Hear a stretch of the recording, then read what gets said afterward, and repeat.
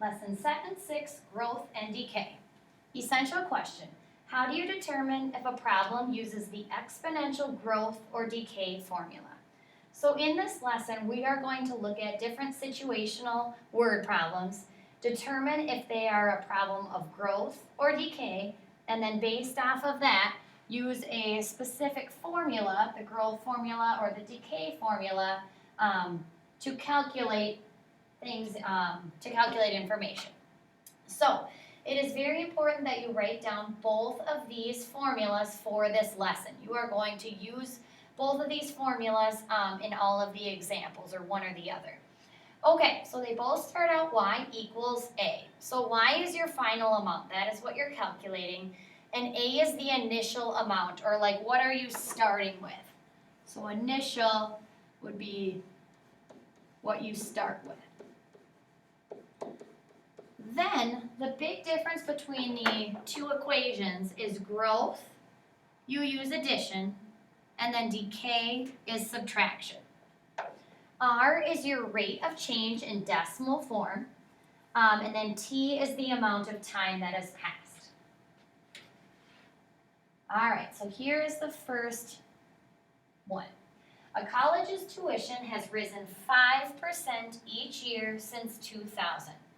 If the tuition in 2000 was $10,850, predict the cost of tuition for this college in 2015. So you'll notice off to the right on this slide, we have both of the formulas and what the variables represent. So what we have to figure out first is whether or not this problem is expressing growth or decay. So what we'll look for in our problem is keywords that show either growth or decay. So you'll see the word risen in this problem. So therefore, I am going to use the growth formula, this top one here. Okay, so we start with y equals. Y is what we're calculating. That's what the predicted cost will be for this college in 2015. All right, A is our initial amount. So how much money did the college start with? Or did tuition start at? So 10,850 is our starting amount. Then we'll do parenthesis 1 plus. Now rate as a decimal, so it's 5%. Now keep in mind we want to turn this so that it's not a percent. 5%, if you put a decimal in it, it's right there. So anytime you want to turn a percent into a decimal, you have to move your decimal spot 2 to the left. So I'll put up here, move decimal 2 places to the left. So now our percentage is going to be 0.05. So that is what I'm putting into my formula, 0.05. And then T is time. So how much time has passed? Well, we started with tuition in 2000, and now we want to know what it is for 2015. So 15 years have passed. So 2000 to 2015, 15 years have passed. So now what I'm going to do is type all of this in my calculator. So if you just go from left to right in your calculator,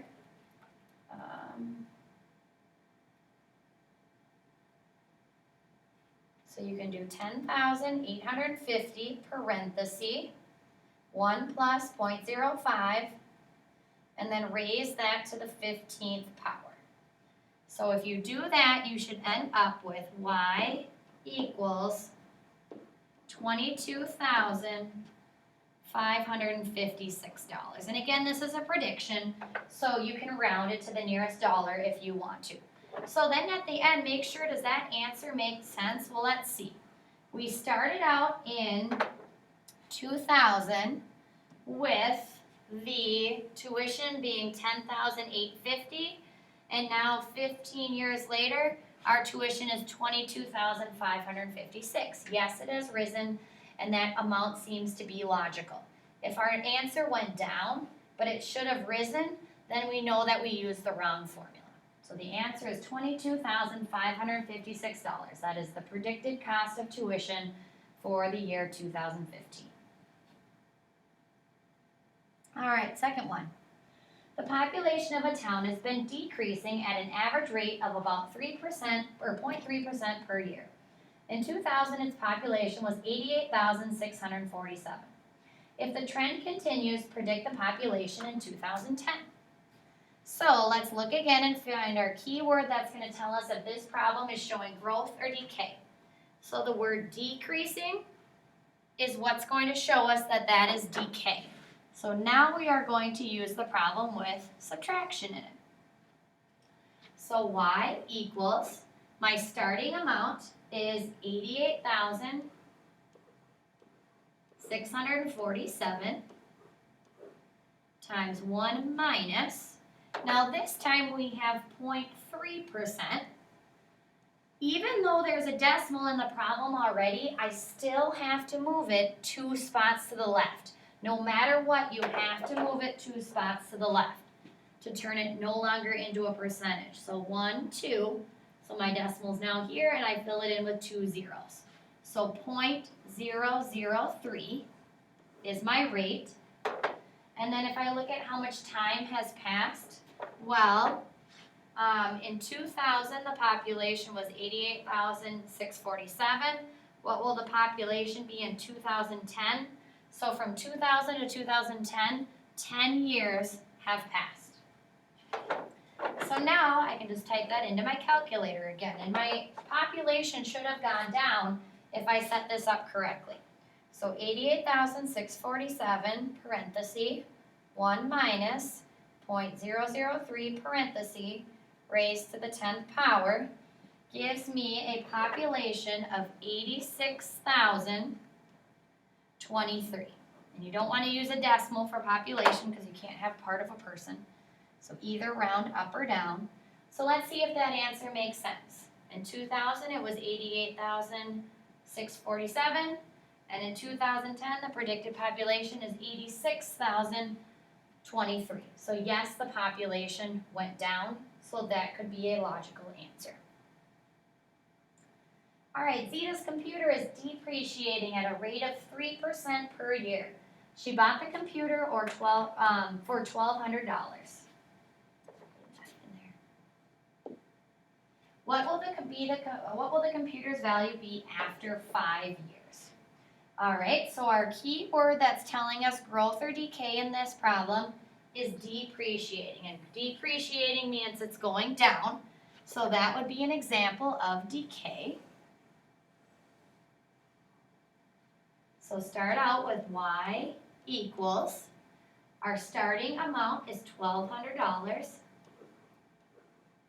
parenthesis 1 minus, and then our rate in this one is 3%. So put your decimal in at the end, move it 2 to the right, and then you have 0.03. So 0.03 is what is going in here. Oops.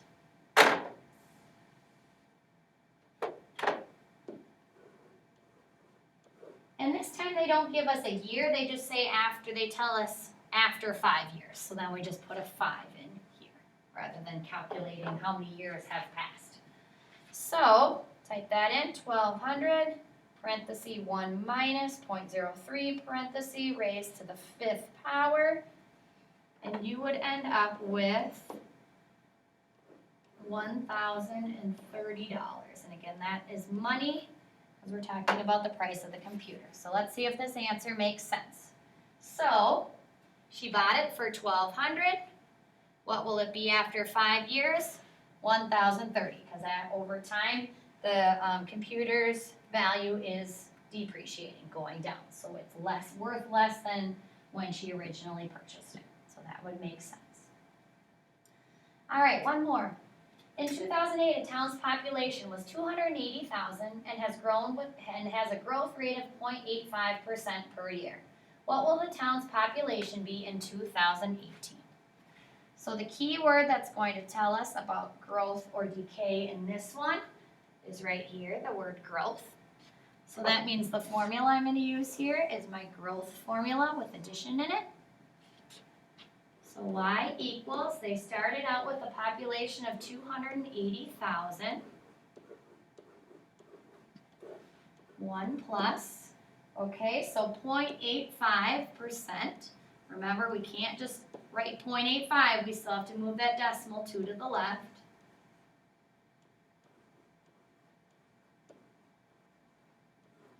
And then that was the population in 2008. We want to know what it'll be in 2018. So that was 10 years. All right, type that into your calculator. So 280,000 times 1 plus 0.0085 to the 10th power. So y equals 304,731. And again, with population, make sure you don't have a decimal. So the population in 2008 was 280,000. It's grown to approximately 304,731 in 2018 if it continues at the growth rate of 0.85% per year. Summary.